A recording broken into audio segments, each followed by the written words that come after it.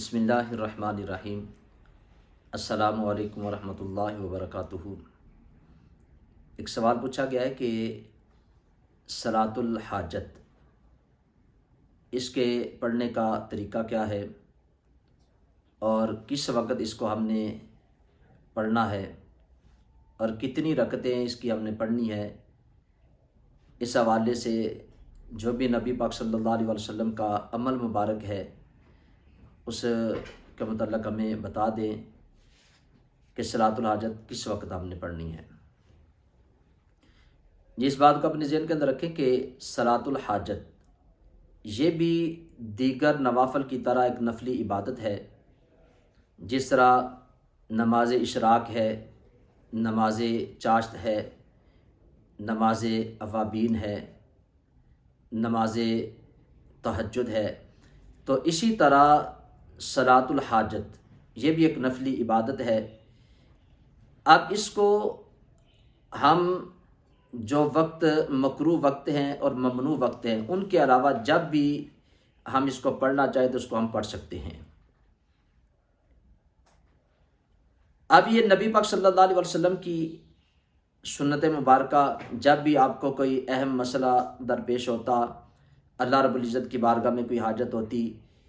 تو آپ اس وقت اس نماز کو پڑھتے، اور یہ عمل مبارک نبی پاک صلی اللہ علیہ وسلم کا امت کے لیے تعلیم ہے۔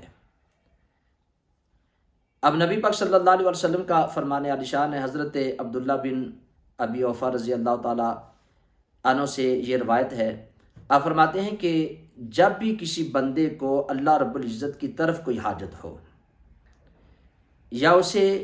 اللہ کی مخلوق کی طرف کوئی حاجت ہو تو وہ بندہ سب سے پہلے وضو کرے، اور کامل وضو کرنے کے بعد اب وہ بندہ اس نماز کو پڑھے۔ جب نماز سے فارغ ہو جائے تو پھر وہ اللہ رب العزت کی حمد و ثنا کرے، پھر اس کے بعد نبی پاک صلی اللہ علیہ وسلم کی بارگاہ میں درودوں کے نذرانے پیش کرے، پھر اس کے بعد جو بھی اس بندے کی حاجت ہے اس حاجت کو اللہ رب العزت کی بارگاہ میں پیش کرے۔ اب حدیث پاک کے اندر دعائیں مشورہ بھی ملتی ہیں، اگر کسی کو وہ دعائیں یاد ہیں تو وہ پڑھ سکتا ہے، اگر کسی کو وہ دعا یاد نہیں تو پھر جو بھی اس کی حاجت ہے، جو اسے دعا آتی ہے، وہ اللہ رب العزت کی بارگاہ میں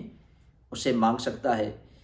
تو یہ نبی پاک صلی اللہ علیہ وسلم کا جو عمل مبارک تھا، جو حدیث پاک کے اندر جس طریقے سے بیان کیا وہ میں نے آپ کے سامنے بیان کیا ہے۔ اب اس کے پڑھنے کا جو طریقہ ہے وہ بھی ملتا ہے کہ اس طریقے سے بندہ پڑھے۔ اگر 4 رکعتیں پڑھتا ہے تو پہلی رکعت میں وہ تکبیر تحریمہ کہنے کے بعد ثنا پڑھے گا، ثنا پڑھنے کے بعد تعوذ، تسمیہ، سورہ فاتحہ کے بعد 3 مرتبہ وہ آیت الکرسی کی تلاوت کرے، آیت الکرسی پڑھے، پھر رکوع کرے، 2 سجدے کرے۔ دوسری رکعت کے لیے جب کھڑا ہو جائے گا تو سب سے پہلے بسم اللہ سی پڑھے، پھر سورہ فاتحہ پڑھے، سورہ فاتحہ کے بعد وہ سورہ اخلاص اس کو دوسری رکعت کے اندر پڑھے گا۔ 2 رکعتوں کے بعد وہ قعدہ اولیٰ میں بیٹھے گا، اس میں تشہد پڑھے گا، درود پاک پڑھے گا اور دعا بھی پڑھے گا، اور سلام پھیرنے سے پہلے وہ تیسری رکعت کے لیے کھڑا ہو جائے گا۔ تیسری رکعت میں اب جس طرح سنت غیر موقدہ کے اندر پڑھا جاتا ہے وہ ثنا بھی پڑھے گا، تعوذ تسمیہ پڑھے گا، سورہ فاتحہ پڑھے گا، سورہ فاتحہ کے بعد وہ سورہ فلق جو ہے اس کو پڑھے گا تیسری رکعت میں، اور پھر رکوع سجدہ کرنے کے بعد پھر وہ چوتھی رکعت میں جب کھڑا ہوگا تو چوتھی رکعت میں سب سے پہلے بسم اللہ سے پڑھے گا، پھر سورہ فاتحہ پڑھے گا اور اس کے بعد سورہ ناس۔ اس ترتیب کے ساتھ یہ 4 رکعتیں بندہ پڑھے گا، اور اگر کسی کو یہ صورتیں یاد نہیں یا ترتیب یاد نہیں تو وہ جو بھی قرآن پاک سے اس کو یاد ہے وہ پڑھ سکتا ہے، اس بندے کی نماز ہو جائے گی۔ یعنی صلاۃ الحاجت کی آپ 4 رکعتیں بھی پڑھ سکتے ہیں، 2 رکعتیں بھی پڑھ سکتے ہیں۔ تو اس طریقے سے آپ نے نماز پڑھ کے پھر اللہ رب العزت کی حمد و ثنا کرنی ہے، نبی پاک صلی اللہ علیہ وسلم کی بارگاہ میں درود پیش کرنا ہے، اور اس کے بعد اپنی جو بھی حاجت ہے اس کو اللہ کی بارگاہ میں پیش کرنا ہے۔ تو انشاءاللہ اللہ رب العزت اس بندے کی جو بھی حاجت ہے، جو جائز حاجت ہے، اس کو ضرور اپنی بارگاہ میں قبول فرما لے گا، اس کے کام کے اندر آسانی ہوگی، اس کے معاملے جو ہیں وہ بہتر ہو جائیں گے۔ تو